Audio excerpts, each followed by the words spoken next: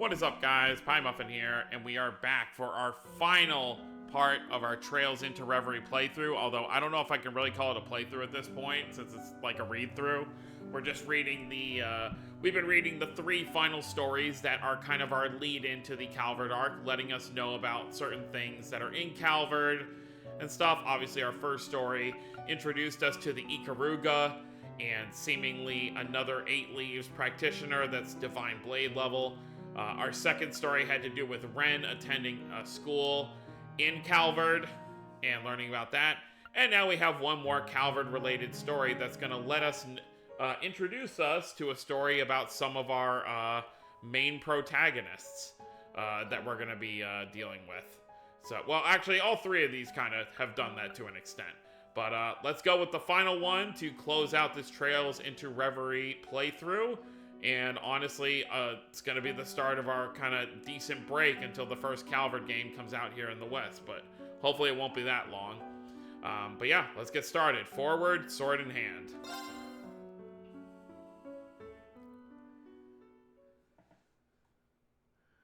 September. Year 1207 of the Septine calendar. Okay, so this takes place before the previous story. So this is April, May, June, July, August. So this is 6 months after the events of the Elysium stuff. I cannot accept. I was not one to mince words. The hulking bear of a veteran bracer, Zin Vathek, hi Zin, could not hide his disappointment, puffing his bottom lip with a sigh as he stood before me. Not again. You gotta resign yourself to the inevitable one of these days. I had been indebted to this man, who was as capable as he was kind, since my first days in the guild. Truly, I didn't wish to be a source of vexation for him, but the wish alone was not enough. I have neither the experience nor the skill to be worthy of A rank, so I cannot accept your recommendation. Kind of funny, Zin over here is kind of the same as whoever's speaking right now, because he refused to accept S rank even though they wanted him to take it. And also, this is the story that we're following is the character they mentioned early in Reverie, where they said there might be a bracer to be the youngest A rank in existence since Sarah. Bracers are assigned ranks based on their strength and achievements, with A rank being the highest on paper at least.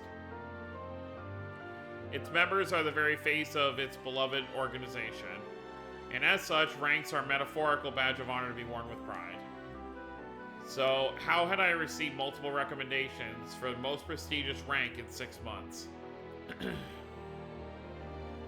I spared no effort in working to hone my craft in the years I joined after school. And certainly I wouldn't classify myself as a doe-eyed newcomer, but to have my name among the greats of the guild, absolutely not. But after turning down my first recommendation, a second one had come from the guild's headquarters in Le Mans. If you ask me, you got both in spades. There's something else making you lead toward a no? Zin's awkward smile told me he had been pressured by headquarters to persuade me. I folded my arms. Setting aside whether you're overstaying me or not, which I believe you are, there is, I would very much like not to stand out any more than I already do.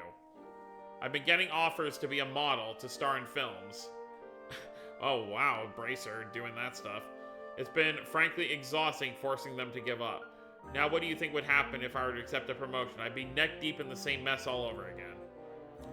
Haha, okay, that makes sense, but sorry, you're a 1-2 punch in the beauty and bronze department. Trying to lay low is a lost cause. With the kind of fans you're getting, maybe you should consider the silver screen after all. Who knows, you might even walk away with an award from the film festival. Zin's laugh was hearty in contrast to my unamused frown. Much as I respected him, he could do with showing a little more decorum. That's not funny. I understand being in the public eye to some extent is inevitable. I've accepted it, but I'm a bracer, not an entertainer. I wasn't trying to be funny, though. You gotta find a way to let off some steam, or you're gonna break when we need you put together the most. Happens to the workaholics like you more than often than you think. I didn't think I was pushing myself as much as he implied, but I also couldn't deny there was a nugget of truth in what he said. We were getting off topic. Just why is headquarters so desperate for me to become an A-rank bracer? I can't see the logic behind it. Well, you see, starting with what you know, the reparations from Erebonia beefed up our economy this year, so all kinds of new investments are pouring in from across the continent. Now, I'm no economist, but people go where the money's at, and where people go, conflict follows. That's just how it is. I saw where he was going from there, electing to expand upon the rest myself. So now we have disputes between mega corporations and a stark increase in Jaeger activity. These are in addition to the known growth of private military companies and increased tensions between mafias. You got it. You think it's bad now? It's only going to get worse from here. That's why Le Mans wants to up security here while promoting our rising star, you. They see it as good PR for the guild and a deterrent to any potential threats that are thinking about stepping out of line. Perhaps I was more vaguely aware of their goal in using me than I wanted to admit. This didn't make hearing the answer any more satisfying. If they have you asking me to play my part, then surely they have asked you to play your part already. You've been recommended for S rank, haven't you? Oh yeah, all the way since the Libero days. If you know of a better deterrent than having an S rank in Calvert, then I'd like to hear it. Zinn scratched the back of his head awkwardly upon my statement. I just don't think I'm up there with someone like Cassius Bright. S isn't even an official rank. Even if it was, just look at me. You think a guy like me is the picture of perfect advertisement for the guild? I think you have the skills, achievements, and build to be one, yes.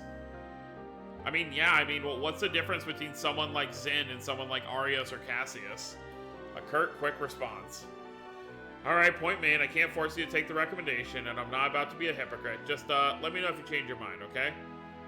With that, the conversation came to an end, and the guild's bracers gathered to begin our routine meeting of delegating open requests. This is how I preferred things. It was better to stay like this.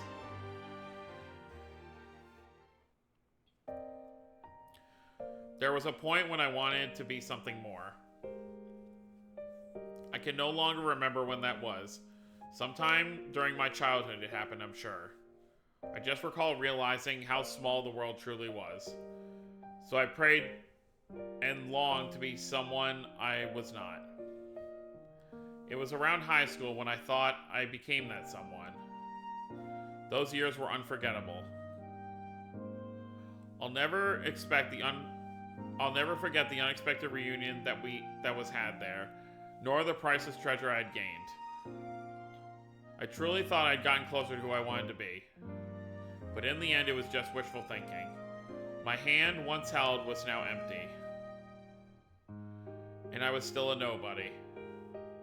But I refused to stand still. I grew unrelenting in following the new path I chose for myself, ignoring my family's objections. My motivations had changed, however. I no longer possessed that girlhood desire of becoming something more. Of becoming someone.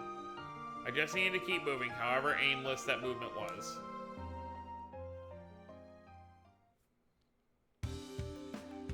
Well, aren't we looking gorgeous today? With a whimsical wink, a familiar bartender welcomed me to his establishment. I think I know who this is. I don't know if they're gonna say his name though. He was a tall, affable man who lived by his own rules and never hesitated to lend a helping hand to others. He reminded me much of Crossbell City Branch's receptionist from the few times I visited for work. The place was near empty today. I sat down on the counter seat farthest from the door as he approached. The usual, sweetheart? I stopped by here after a hard day's work on occasion. Whenever I did, I always ordered coffee and a light snack. This was not a coffee and light and snacks kind of day. I want something with alcohol, even beer will do. Not at all fazed by the vagueness of my order, he walked away and started preparing my drink. It wasn't long before he returned and placed an elegant glass in front of me. I think this is a little more you than a beer. It was a beautiful cocktail comprised of two colors, a clear blue like that of a priceless sapphire and a calming jade. No doubt he could tell how disquieted my heart was and was trying to soothe it in his own way. I thanked him inwardly before daring to broach my other reason for coming. Have you learned anything more about what I asked? Apart from being a skilled bartender, he was also a well-known informant. Yeah, it's definitely who I think it was. He was extremely well connected to the guild, to the press, and even the criminal underworld. But he was very careful never to overstep his bounds with that last one. Indeed, I found him to be a valuable source when needed. I wish I could say yes, but not even Dingo has any promising leads. Still, I think you've got your eyes in the right district. It's only a matter of time before they get smoked out. I see. Since the guild's investigation turned up nothing, I was hoping he would better point me in the right direction, but it seems like this is going to be a lot harder than I hoped for. Okay, so she's on a job. Things will work out. Just pace yourself and keep at it a little bit at a time. That also applies to this cocktail. It's a strong one, so don't drink it all at once. I tilted the glass delicately between my fingers as he stepped away, my mind continuing to wade through the case I was following. Okay, now we're going to learn about it. There had been a stark increase in illegal drugs on the market. Not just any drugs either, but ones of highly addictive, dangerous variety. Hey you, lovely, who effectively run over the criminal underworld in Calvard, ordinarily limited their proliferation in the market as part of their rules. Limiting the number of drugs was, of course, far from the ideal elimination of them, but none could deny the syndicate's actions had brought some semblance of order to where chaos had reigned supreme. So, they're basically saying that whatever she's looking into is probably not Heyu. Yet the past few years have seen a worrying number of criminal groups rebelling against these carefully curated. Yeah, like, we know that Heyu is like the crime syndicate in Calvard. Like, none of these other crime syndicates mess with Heyu. One of these groups was surely behind the change in the market. And all of this had held a presumed connection to two missing people. The guild and police have been tasked with searching for two children below the age of 10, a boy and his younger sister. They simply left the house one day and had not been seen since. Evidence suggested they came from a perfectly ordinary family on good terms with one another, so the likelihood of them running away was slim. We mulled over the suspicion that they had been abducted for ransom early on, but not a single demand was made following their disappearance, so it was quickly ruled out. Despite a healthy amount of manpower that was coming from both sides, neither the guild nor the police had yet to find them. That said, the search so far had not proved entirely fruitless. Their last known location was fortunately established, and it was, unfortunately, a popular site for illicit drug trade. Give me a second, I definitely have to drink some water because reading these three stories back to back is a lot of talking. Like, each one of these is like 45 to 50 minutes each, so my throat does get dry. The working theory from there because that the siblings witnessed a transaction and were held captive by the criminal parties involved as a result. If that held true, then the longer it took for our parties to find them, the greater the danger their lives were in. The abductors wouldn't do anything right away. Murder was sure to leave trace evidence behind, but it was only a matter of time before they resorted to that or trafficking abroad to be rid of them. It's still crazy to me that trafficking is like a thing. Like, obviously, it's not too surprising because obviously, especially recently with Swin and Nadia's backstories, like, there's obviously very, very disgusting groups out there. With each passing second, the odds of the children being returned unharmed were dropping to zero. At the same time, all this was pure speculation on our part, based on a single established location. For all we knew, this had nothing to do with the criminal underworld at all. The potential dangers thrown around, I mean, yeah, you could also say maybe they really did just get lost and they're just somewhere else. Like, maybe they didn't get captured or kidnapped or whatever. The potential dangers thrown around made inaction an agonizing task, but if there was no evidence to go on, action was impossible. Yeah, like, where do you go? We could forcibly arrest any suspicious people on site and make them talk should we wish it. but that would be a direct violation of the Guild's code and its founding principles. The Bracer Guild always sought to be an ally of the people first and foremost, so resorting to criminal acts to obtain evidence was out of the question. If only the strict adherence to the code didn't stop us from being able to resolve so many crimes, therefore putting the people who swore to protect in danger. It was the ultimate impasse, and I found myself pondering on this impossible dilemma the Bracers had placed themselves in. A familiar face came to mind. He was a childhood friend with blue-tinged unkempt hair. Though we had lost contact with one another some years before, he had one day returned to the city as suddenly as he had left it. Soon after starting up a peculiar profession that skirted the line of legality to a dangerous degree. The kind of profession that could easily involve himself in the affairs of many an unscrupulous individual, or so I believed. Just what did that idiot think he was doing? He walked out of my life without warning, and he walked back in much the same. I'd spent so much time searching for him. I knew our reunion would be an awkward one based on how we parted, but for him to return after all that waiting, all that searching, and dive into some unquestionable enterprise so different from my own was almost too much to bear. It gave rise to many concerns as a bracer and many more concerns as a friend. And one that bothered me most was, why hadn't he come to see me? Did he have any idea of how worried I was about him, how worried I am about him? This hurts even more knowing, who she's talking about. And just knowing who these characters are. Irritation building, I took a large gulp of my cocktail, but the alcohol only fanned the flames of anger building in my heart. They burned brighter and brighter still, becoming a dazzling white that projected countless transient images of my past. Then, just as quickly as it flared, my anger faded in an instant, replaced itself with a very different emotion altogether. Why did you leave me? The words slipped from my mouth without me realizing it, making me feel downright pitiful once they were said. If someone were to see me in this state.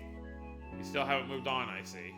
A familiar but unexpected voice called out to me, causing me to jump slightly in surprise. I quickly regained my composure. I just have a few choice words I'd like to say. My response feigned calmness as best I could. I couldn't help but think I had more than a few choice words, really. But following up with that, I would add my annoyance in a way I would rather not further. Oh, I imagine you have more than a few. Right, of course he would see right through me. The bespectacled man, spectacled glasses, obviously, I know who that is too, sat next to me as though our running into each other was no coincidence. He was another childhood friend of both myself and the one I was lamenting over. And someone who followed a remarkably different career path from either of us. If it's still bothering you that much, why not just go and see him? You already have his address by now, surely. How could I with how much time that's passed? As I mumbled my response meekly, I thought I could hear the man next to me chuckle. Well, then I suppose there's no need to rush things. With your lines of work, I'm sure your paths will cross naturally enough in due time. I didn't expect that kind of response. You make it sound so romantic. Lest you have forgotten, I don't struggle with expressing what's in my heart the way he does. Now, since we're here, how about a toast? I'll make your next one non-alcoholic. And lest you have forgotten, I can handle my liquor just fine, thank you very much. We spent the rest of our time reminiscing about the past. It had been too long since we were able to just sit and talk like this. It wasn't that he and I had become estranged, but both our jobs had made it a trying task to even meet at the best of times. By the way, I've heard word that you turned down becoming an A-rank bracer again. Of course, that wouldn't escape the CID's ears. The information itself wasn't confidential, but he already knew something, however unofficial it was entirely typical of him. The Bracer Guild was focused on protecting civilians, while the CID focused solely on the needs of the president in office. So, Gramhart, at this moment. The groups were neither enemies nor allies, they simply had very different goals where work was concerned. I know it isn't my place to tell you to accept the offer, however. He paused before resuming, his tone becoming markedly more serious. The times we live in demand a new hero, that much is clear. I had no idea what a realist like him was trying to say by implying I was a hero. Before I could inquire further, he changed the subject. That was likely what brought him to find me in the first place. Now, if you don't mind, I have something that will be of interest of you regarding those missing children. My eyes widened from the unexpected change. He continued. We've identified the group that made the district their turf, as well as have compelling evidence of the crime taking place. You may proceed as you like in cooperation with the police. I couldn't believe it. On a fine silver platter, he had given me just the cause to act, and since the information came from the CID, there was no reason to doubt its veracity. I felt it. I was on the verge of rekindling my girlhood desires. All I had done till now was follow where life had been taking me. And yet here I find myself before a new path that could lead to someone I once wanted to be. This deviation terrified me. What if it led to me losing someone again? What if it ended in more pain? My fear begged me to stay idle. I was a fragile human being in my core, I knew it well. It made me wish I was anything but. It inspired me to take up a sword and rebel against any whispers of weakness, and I played the part admirably on the surface. But if I were to force to face cruel reality in the future, I wondered, would my heart be able to take it? Ooh, some rough stuff. For our up-and-coming A-rank bracer here, whose name they still haven't said yet. As I sidestepped to the left, I shifted my center of gravity and unleashed a furious slashes against my first foe, using the momentum to thrust both myself and my blade toward my second. Two low-ranking mobsters fell to the ground. They were members of a mafia I had been chasing, and right now I was in the thick of their den of operations. My friend gave the guild and police the excuse we needed to take a more direct stance against our targets. His information was vague, however, so we still had to discern their precise location on our own. I, Zin, and several other bracers agreed it would be best to split our forces and attack several locations in unison for this part of our mission. Based on what transpired, it appeared my location was the lucky winner. There's the intruder. Hey, I've seen her before. She's from the paper. 2 more reinforcements arrived, but I was hardly going to give them time to act. I raced forward, swinging my sword twice as I passed them, and they fell before they could even raise their weapons. I advanced, mobsters appeared in droves, presumably word of my arrival had already spread. There she is. She's the bracer. She's that bracer's words. What? I think it's supposed to be like, that's the bracer that word's been going around about. Well, damn it. What if the immovable's here too? Don't be a chicken shit. It's one woman. We can take her. They then charged me in a mass, at least 10 of them, with more reinforcements on their way from the farthest inside the building. Forcing my way through with how many they had in their number was risky. I knew the sensible thing would be to wait for the other bracers to show, but I also had to consider, what if my waiting afforded the Mafia the time to wield the children as hostages? Weighing the 2 options, I concluded that whatever reduced the chance of that happening was worth the cost. I needed to push on and settle this now. Besides, I believed I had nothing to fear from this pitiful group as they were. Were they seasoned combat veterans, they could have used their numerical advantage to implement complex formations and corner me, but they did no such thing, the amateurs. And they dared to believe they held a candle to Heiyu's martial arts. In the face of one of my experience, their bloated size was more a hindrance than a help. They wouldn't be able to utilize even half of their potential against me. I first had to position myself and them appropriately. If I could ensure the gun-toting wielders among them were in each other's line of fire, while rounding up close-range fighters to a single spot, then they would soon have bigger worries. Friendly fire. Smart. Their vulnerabilities would then spell my victory as I cut them down. 1-2 down. 1 down, 2 down. The previous seconds after defeating a foe were the most advantageous. Just as a man had fallen, I was on another one before they had time to adjust to my incoming blade. There was no pattern to who was next by design. I chose my targets with stunning erraticism, throwing them into complete disarray as more collapsed on the ground. 3 down. 4. I would go around them in a wide circle. I would move between them while remaining ever aware of any surprise assaults at my back. I waited through them till I encountered the ones furthest back. These ones never even considered I would be able to reach them. They were spread so carelessly. The men took up their guns with newly alert panic strewn across their faces, but their fate was already sealed. They were powerless as I closed the gap between us. 5, 6, 7. With over half their number down, the remaining mobsters were quickly losing their will to counter. She's really taking them out. Some attacked out of adrenaline-induced desperation, calculating their next move so poorly that they fell into my long-set trap and accidentally attacked themselves. At this point, the battle was as good as final. All I had to do was continue taking them down until I was the last one standing.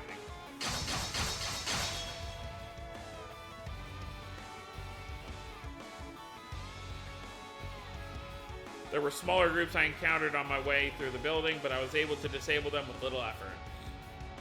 The path they opened up for me eventually led to their leader. He was a middle-aged fellow, pacing restlessly around an unpleasantly gaudy room until I entered. He twitched in fear at the very sight of me. "Why are you here? Where are my men?" Kissing the floors. I answered so calmly and consciously as he balked in disbelief. "That's impossible. I sweat my balls off to build this group from the ground up. You're saying a girl like you tore it all down just like that?" I ignored his crude language and drew closer. As I thrust my sword till it sat just between his eyes, he let out a squeal. "Well, I'm no ordinary girl. I'm a bracer. And don't worry, I didn't kill them. They only have been knocked out or restrained. You'll be seeing them again soon, in prison." I shot my darkening glare in his direction as the tip of my sword wandered downward to his neck. "Now I have some questions for you, and you will answer them." The man nodded empathetically, his whole body trembling from fear. "2 children, a boy and a girl under 10 years old, disappeared last month. Your people abducted them, didn't they?" He nodded. "I knew it. Then where are they? What did you do to them?" "They're in a room further inside. They're alive." At last, I could breathe a sigh of relief. My most fundamental objective when coming here could be fulfilled. Next, I needed to ask him more about his group. "I thought you all seemed far too weak to be charged of this district of the city, but after coming across your account book, everything fell into place. You're working on behalf of someone else, aren't you?" He was so unsure of how to respond that he felt completely silent, but that alone gave me my answer. "Who is it then? Tell me, is it A?" I can't."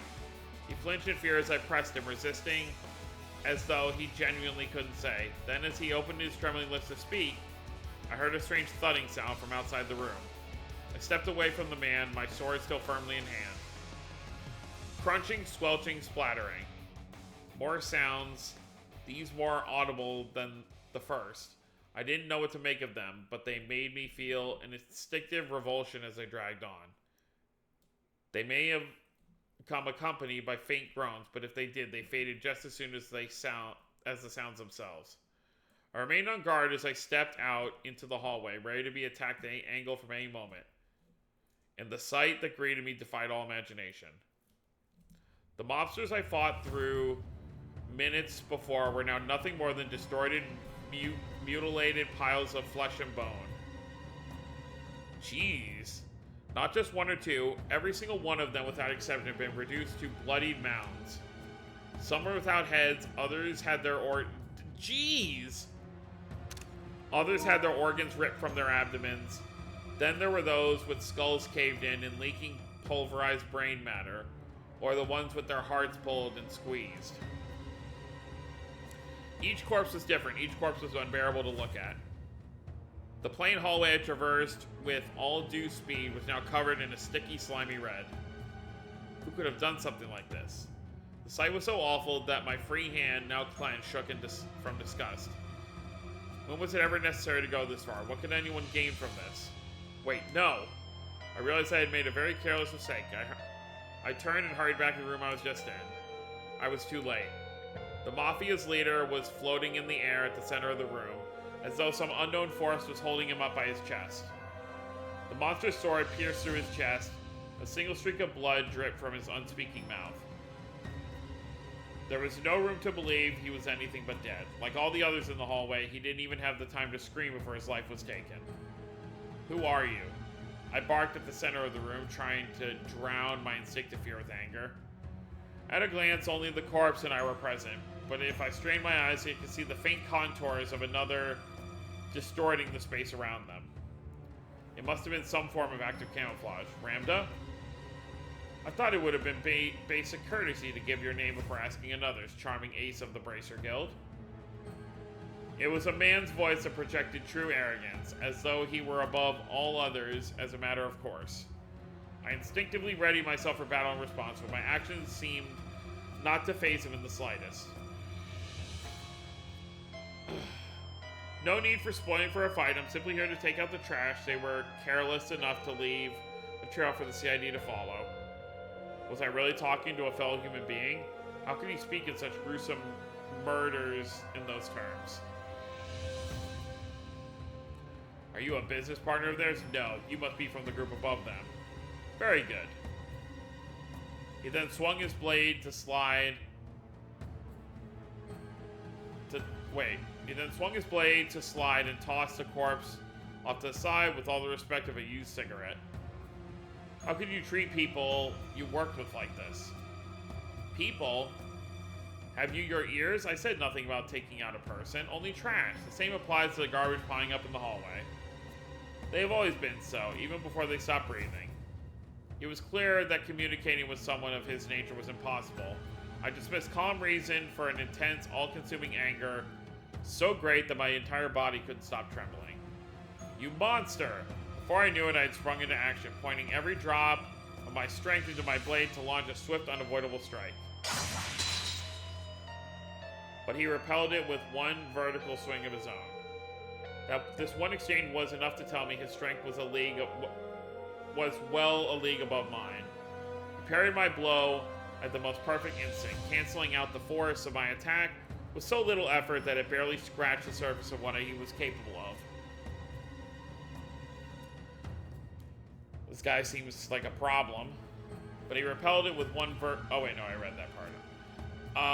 The act of camouflage did nothing to hide the monstrous nature of his cruciform sword either. Its design combined silver and black in an unholy fusion of darkness and light, as if chaos itself dwelled within its very blade. It was no common weapon. Even if I continued to give my all, my odds of winning against him were extremely slim. At the same time, my instincts were screaming at me that I could not allow him to leave. I charged again. If attacking him from the front wasn't going to work, then I would have to go for his side. He blocked that attack with just as little effort. But I wasn't done yet. I refused to stop moving, slashing a third time with even more speed than the first two.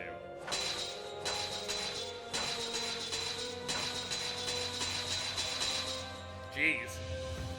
I showered him in a flurry of them, each one faster than the last. When I finally reached my physical limit, I darted in a new direction, attacking him from behind. I put my very soul into one overwhelming attack aimed directly at his rear, which I could only just make out through the active camouflage's distortion. I got him. However, the second I became sure that victory was within my grasp, his cruciform blade carved a great arc through the air in a ferocious spinning slash. I was able to instantly defend myself against the blow, but the force of it sent me flying backward. I was fortunate enough not to have sustained a direct hit, but my body shook from now being able to fully cancel out its massive weight. Still, I forced myself back to my feet and glared at his form. The difference between us was night and day. I felt as though he could manipulate the very flow of battle, much like the master of martial arts who understood the true nature of all things. He paid no mind to my pitiful attempt at bravado and gave a short laugh before speaking. Impressive, you put up more of a fight than the rumors had led me to believe. What's your goal? What are you trying to do with all your strength? I expected him to reject or ignore me, so I was taken aback when he paused for a sincere moment of thought before answering. An interesting question. Oh, she was asking him that. I suppose to instill fear. Fear? I almost doubted my ears. Fear is at the heart of all we know. Domination and servitude, order, harmony, and production. All of it exists because of fear. That is why... Oh. That is why I seek to instill fear in its purest form, much like the retributive tower that appeared in Crossbell half a year ago. Such a pity that it fell. Oh, great. There was such pleasure in his words that it made it easy to imagine the expression on his veiled face. As insane as what he was saying sounded to me, I knew he meant every word of it. You really are a monster. Heh. Continue your fruitless events to Stabi and you'll understand what I mean in due time. He lowered his blade. As a parting gift for assisting me in my house cleaning efforts, I will let you and those children go. Keep that far too pristine blade sharp for our next meeting, Bracer. With that, he turned to leave. Wait. Just as I extended my hand, the ground below him emitted a bright glow, and by the time the glow had faded, he was gone. So he teleported like an Ouroboros member. But I don't think Ouroboros members do the kind of stuff that this guy did. He had likely used the same teleportation spell that certain other criminal organizations were known to rely on. His departure also released all the strength I had left in me, not from relief, but from the exact opposite. I was so overwhelmed with frustration that I let him leave, so afraid of what he might go on to do because I couldn't stop him, that I lost the strength to even stand. Of course, this is just who I've always been. I haven't changed one bit since the day you left me. I'm still the same powerless girl I was back then. Ouch. My work here wasn't finished. I walked to the next room. I opened the door and was greeted by what appeared to be an old storage space. There, across the hall, I found who I was searching for. The brother and sister pair were crouched against the wall, the boy trembling on the floor as his sister stood close by. It's okay, I'm here to help you. I kept my tone as gentle and reassuring as I was able. The girl smiled while her brother continued to hide his face. I slowly walked toward them, careful not to make any sudden movements, but as I did, the boy shook his head vigorously. His whole body trembled more the closer I got, as though he were telling me to stay away. The answer from that man flashed in my mind. Fear is at the heart of all we know. These poor children were very much in fear's clutches. It's terrible. They're under 10 years old. What did they do to these kids? No matter how gradual I was in closing the distance between myself and the boy, trying my best not to provoke him, his body language showed he continued to reject me. We were now within arm's length of one another. His shaking grew more violent, and though he opened his mouth to speak, his voice refused to come out. It's all right. I smiled a most comforting smile. After that, I reached out behind me and grasped the blade of a knife that was being thrust toward me. I turned swiftly, my fingers never letting go, and found the one gripping the hilt to be none other than the sister. She had tiptoed around my back while I was kneeling to meet her brother and tried to stab me from behind. She was a bit startled by me halting her attack, but otherwise she stared blankly forward, emotion on her face nowhere to be seen. I suppose he was right about fear. It controls everything we do. You must have been through something terrifying if it made you resort to this. No doubt they were now conditioned by fear to attack anyone who came to their rescue. Jeez. I paid no mind to the blood from my bare hand slowly dripping onto the floor.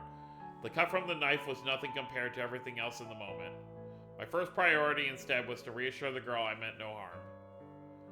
But we humans are capable of more than giving in to fear. We can fight it with courage, we can fight it. Your brother was doing that just now.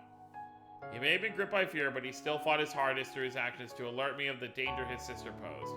Even if it took all he had, he wanted to keep me safe and keep her from committing an irreversible regretted act. It was thanks to him that I noticed what she was trying to do. You don't have to be afraid anymore, I'm a bracer. I'll keep you safe. I took the girl into my arms. You're a bracer? Even her voice was devoid of emotion.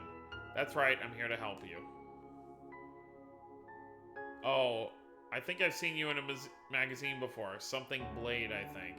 Oh yeah, by the way, I'm not going to be calling her by her localized title. I absolutely hate it compared to the original version. So when it appears on here, I'm going to call it what it it's called in Japanese. This is one of those things where most of, like, Retributive Tower is like, okay, it sounds dumb compared to Reverse Babel, but whatever. This one I'm just not okay with. That's right, the nickname is a little embarrassing, but I'd be happy if you remembered it. That way, as long as you hear it, you'll know I'm here to keep you out of harm's way. I tighten my grip around her as if to stop anything more from hurting her and surround her heart with my warmth. It really will be okay, I promise. I noticed her eyes twitch just slightly, and before long, her eyes were filled with tears. Soon she began to sniffle, at first a small one here and there, and then gradually grew more pronounced, eventually turning into uncontrollable sobs.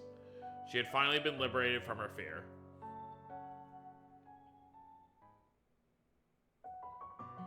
As for me, I had stayed the course. Oh, this is one of the themes from the next game.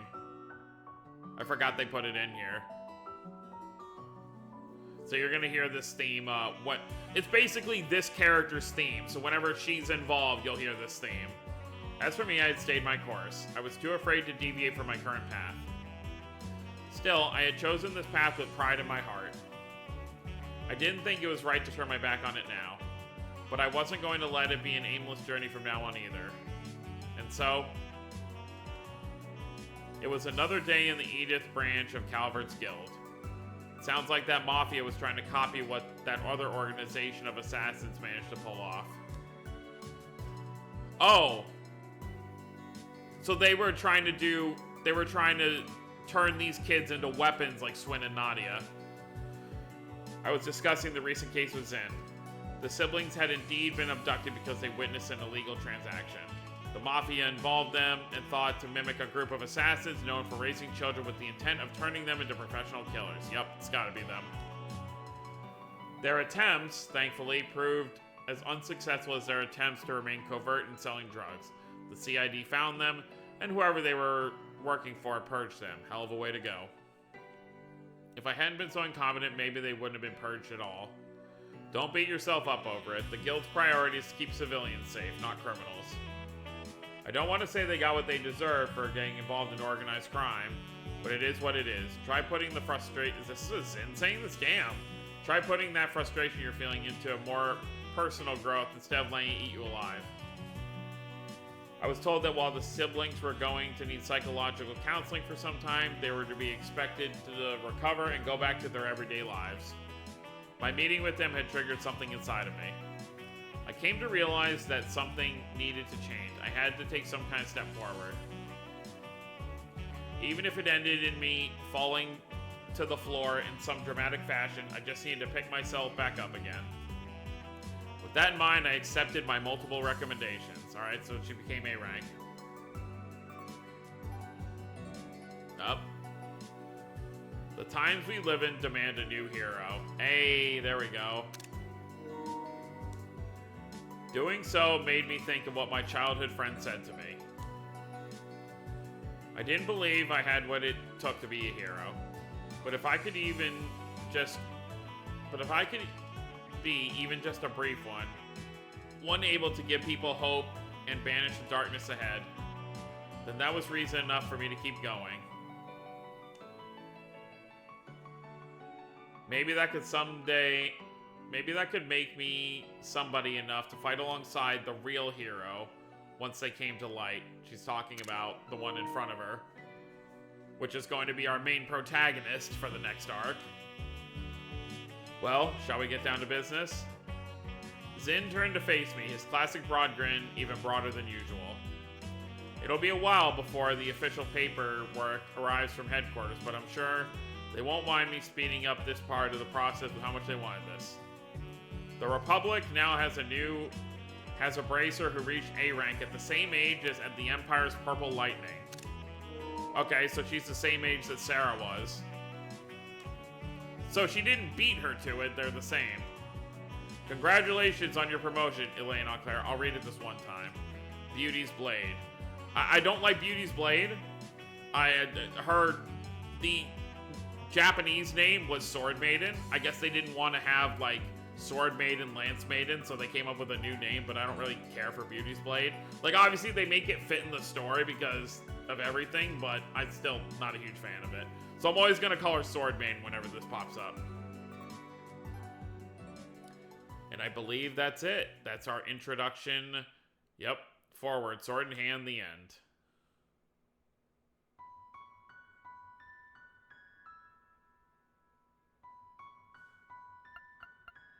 And that's it. It showed that was the Grandmaster holding the stuff. Suspension of casualty recording engine activity confirmed. Force connection to the Astrolink severed.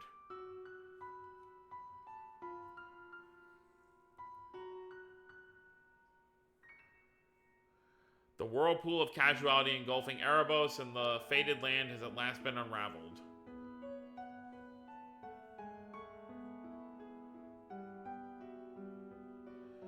Though the bell ringing in the end of days has yet to be silenced.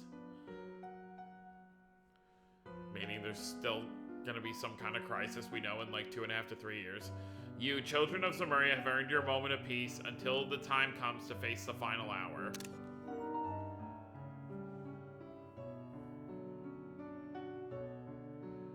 Until you, with hope and fear in your hearts, must walk on new trails.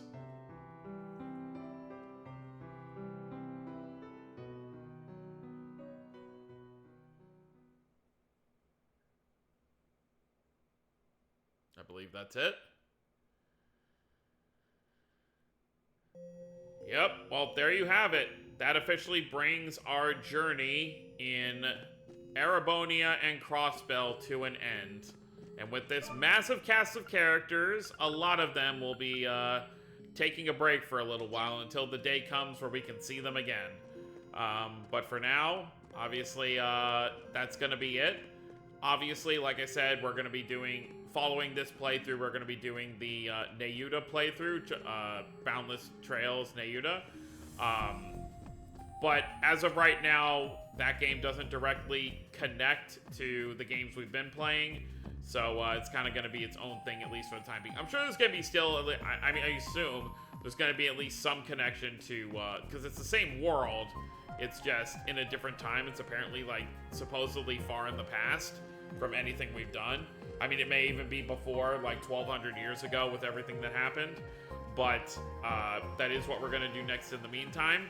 And then after that, we're not going to be doing anything until the first Calvert game comes out here in the West. But my hope is that the first Calvert game can come by, like, summer of 2024. I mean, by the time you're watching this video, it's probably early 2024 at this point. But I'm hoping by, like, summer 2024, the first Calvert game comes out. So hopefully it won't be too long of a wait after this playthrough is fully uploaded. So it's time to say goodbye to Rain, Lloyd, and Estelle, Rufus, all of these characters, all these wonderful characters we've gotten to know over the past 10 games, and get ready to say hello to a new cast of characters next time. So that's going to be it, guys. Hope you all enjoyed. Don't forget to subscribe more if you're new to the channel. I will see you all next time in Calvert. Have a wonderful day, everyone.